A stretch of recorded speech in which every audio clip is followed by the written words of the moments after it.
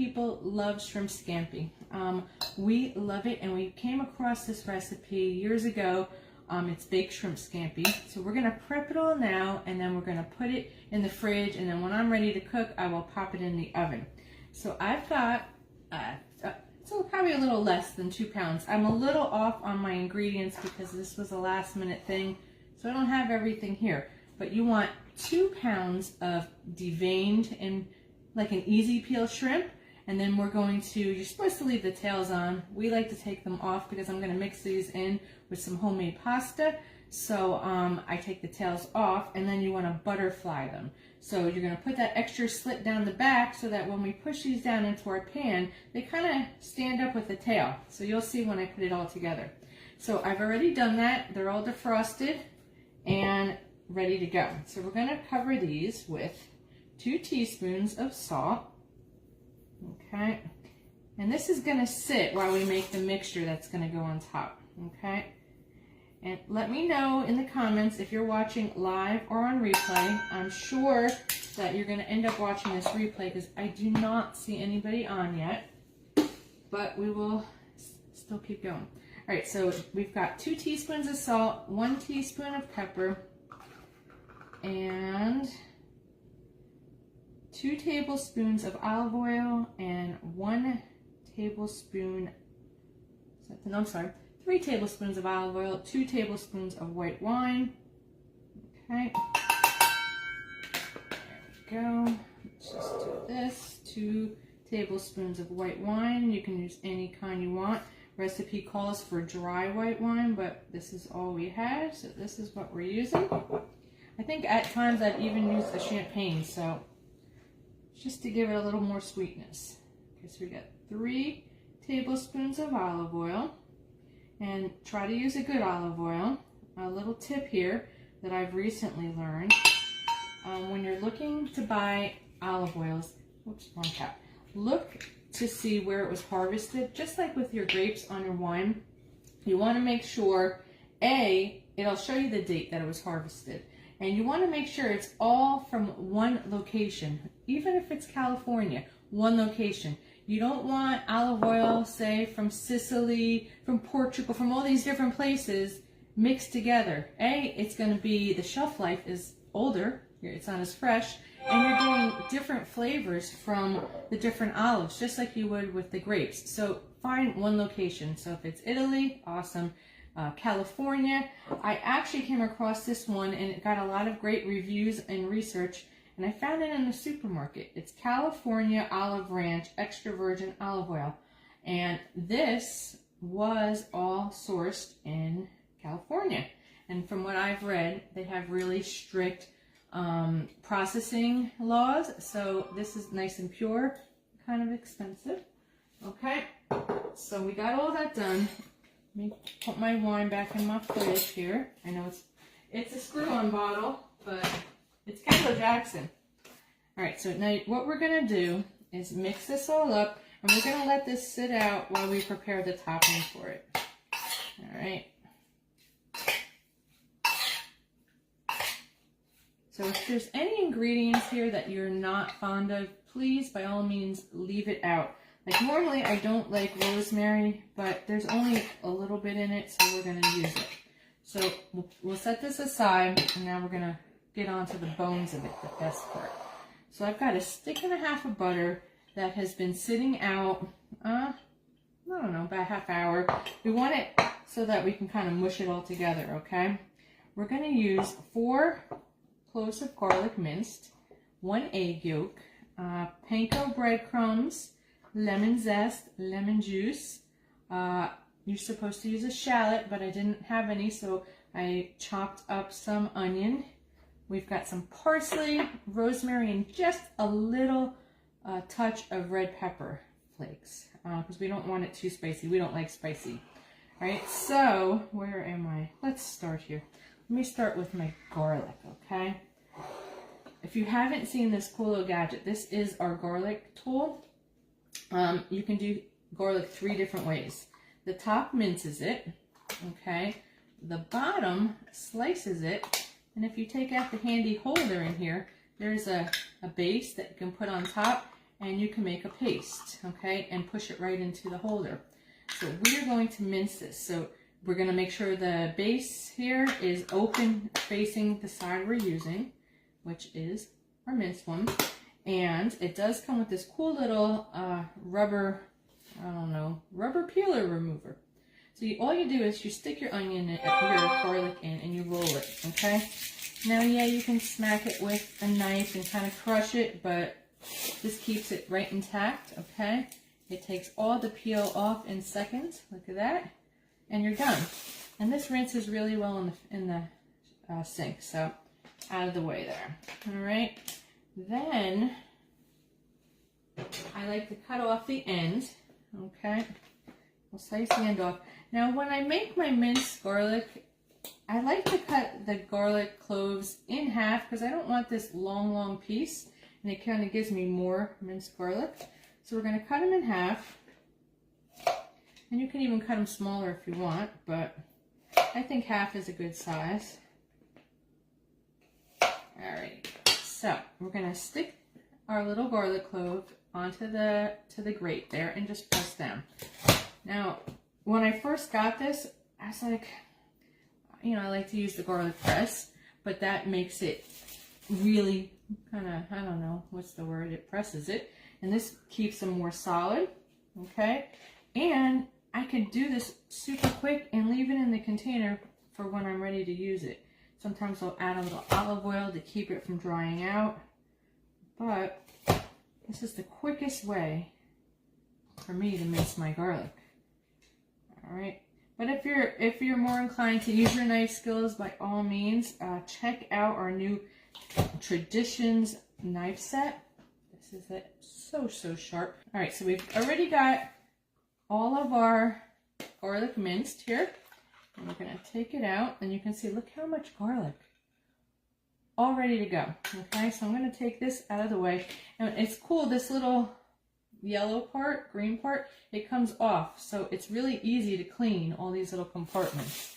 And I believe it is dishwasher safe if you want to put it in the dishwasher. I don't put a lot in the dishwasher, but a lot of our products are, so reach out if you want to know about any and if they are dishwasher safe. Okay, let's get this all mixed up. We are going to start with our garlic because it's right here. So just sprinkle the garlic in here, and we're going to use panko because it'll get a nice crispy texture to it, okay? Let's get that out of there. We're going to put in our parsley, and I didn't have 3 tablespoons of parsley. You could use fresh as well, did not have fresh.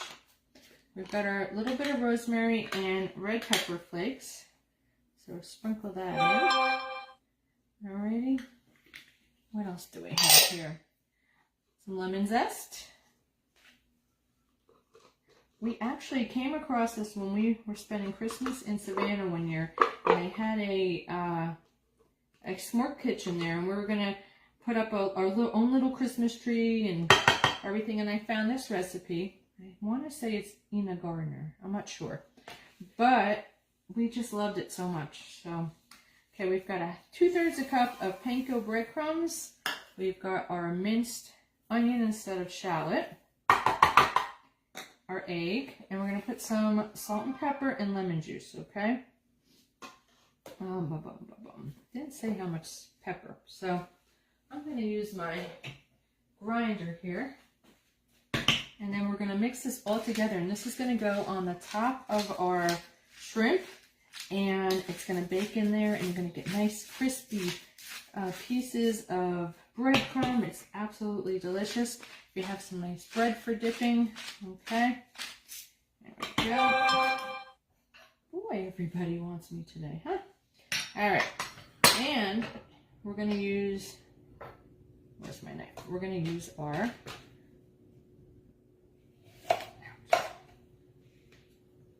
lemon citrus press here, okay? It says about 2 tablespoons or so of lemon juice. I'm just going to squeeze both of these because I don't want to waste them. Okay. And that's pretty much it. It doesn't get much easier than that. You could actually make this mixture the night before. You can have your shrimp marinating overnight, or even put it together like I'm going to do for later. And then when dinner's ready to start cooking, you just pop this in your oven. I usually make this during the holidays. I like to make it with the homemade pasta. It's a nice extra treat. Okay, now let's just mix it all together. I might have to get a spoon. Let me get a spoon. Hold on. And you can put it in any kind of dish you like. I like to use a round one because you kind of layer them in a circle, and it's kind of a nice presentation. You can use a nice cast iron skillet. I'm actually going to use a cake pan on this one, so a pie pan, excuse me. So we're going to mix this up really good, and then we'll sprinkle this onto our shrimp, and that's it. It doesn't really get much easier than this, unless you do takeout. But homemade is always better, right? All right. So, let me know what kind of a cook you are.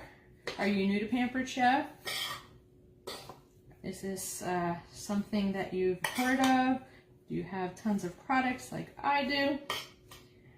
I know that when I first started cooking, I was not a great chef, but I have come a long way, and I actually really enjoy it now. And a lot of Pampered Chef's recipes are super, super easy. Sometimes very few ingredients even, and come together in at least 30 to 40 minutes. So if you want some more recipes, go to our website, and you can get there through our shopping link. It'll bring you right over to the website, and I think it's at the top. There's a tab that says recipes, and you can look items up by a product that you're wanting to cook with. You can look items up by a main ingredient, such as chicken, fish, pork, whatever. And there's some great recipes in there. All right, so I'm going to add a little bit more pepper to this, and then we're going to start putting it together. So hopefully, I hope that you all are seeing this, because I cannot tell. Alrighty. That should be good. All right, so we're going to just mix it one more time, and then we're going to put this together. So again, I am using a pie plate. There we go. I'm going to use this pie plate here. Marvelous. Let's get all of our garbage out of the way. And let's start cooking. So, normally, a lot of my dishes have the stone on the bottom, and I don't want, I don't know, I'm weird with fish and stoneware, so this is coated. It's not a Pampered Chef. It is a Pioneer Woman cake plate. So we're going to make it look pretty. Take our shrimp, and we are going to kind of push down. So like you normally would leave the tail on so it just kind of looks pretty, but you take the larger side of the shrimp where we butterflied it, and we're just going to push it down so it kind of stands up. I don't know if you can see that. Okay, and we're just going to go in a circle. Hopefully I can fill this pan, because I was a little shy of 2 pounds. Let's see here. And you keep all of the marinade on it. Don't shake it off. And once we get all the shrimp in there, we're going to pour the rest of the marinade back over it. Gives it a nice deep flavor. So you could leave them on, leave the tails on, and it'll look nicer, but then when you're going to eat, you got to pull the tails off. And we don't like to do that. Okay? But this is a really pretty presentation when you have company. I like to make like little single ramekin size and serve it with steak, on top of steak, next to steak. So you can really cut it down. It's, you know, just use the same ingredients and use as much as you're going to need. I think this bowl might be a bit too big, but we're going to make it work.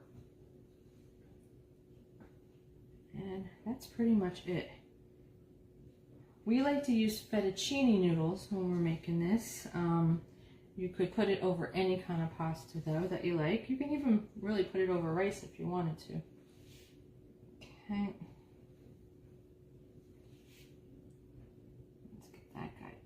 little bit. All right, let's start going in the center. Definitely, probably could have used a much smaller pan, but I didn't have a smaller pie plate. Because you want to get them close enough so when you put the topping on, they're all getting hit with the butter mixture and the garlic. Right. Oh, we might make it. This might fit perfect. There we go. And the shrimp get nice and solid. They get a nice texture to them. I like doing them this way. Squeeze one more there and put our 2 in the middle, and I think we made it. One more. Okay, so right now that even just looks pretty right by itself, right? We're going to take our spoon and spoon our mixture over it. And believe me, there's going to be enough liquid in here from the butter. But that's why I like to use some sort of coated pan so that the oils and the butters aren't kind of being incorporated into the pan. All right, so now this is our topping, and I'm just gonna go crazy. It's only for us, but you can put gloves on if it's for you have company coming over, but you cook with your hands. So I'm cooking with my hands, and you're just literally throwing this on top. Okay, sprinkling it. You want to make sure everything is covered. Okay.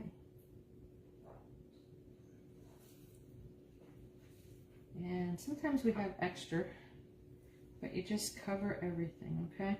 And you're not going to flatten it out. You're just kind of sprinkling it over like you would like a crumb topping to a cake. And it'll get nice and browned up. And what I'm going to do, I'm going to cover this, put it in the fridge until we're ready to cook, and then I'll take it out about half hour before I put this in the oven and get it to room temperature. Yes, and this is a lot of butter, I know, but you need it. And then when you put it over the pasta's going to soak up the butter too, so you want a lot. Okay.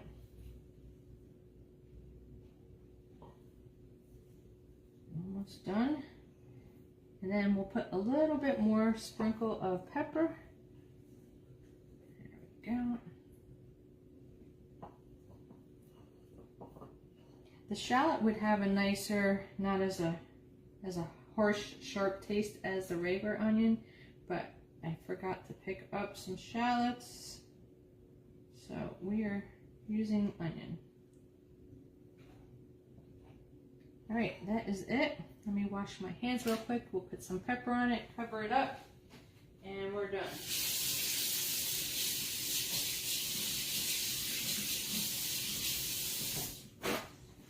All right. Push that in there a little bit. Just want to make sure everything is covered. We got some pepper.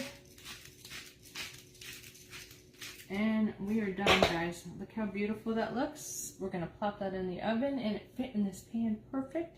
So any sort of cake pan, pie pan, something round. If I had the full 2 pounds of shrimp, we just would have pushed them a little bit closer. So it still would have worked out great. So I'm going to cover this. I'll post a picture below once we get it all baked and then mixed in with our homemade pasta. And if you want the recipe, let me know. I'd be happy to send it on to you. And don't forget, please, everybody, click that link. I'm going to put that link in the comments as well. Click the link, join our table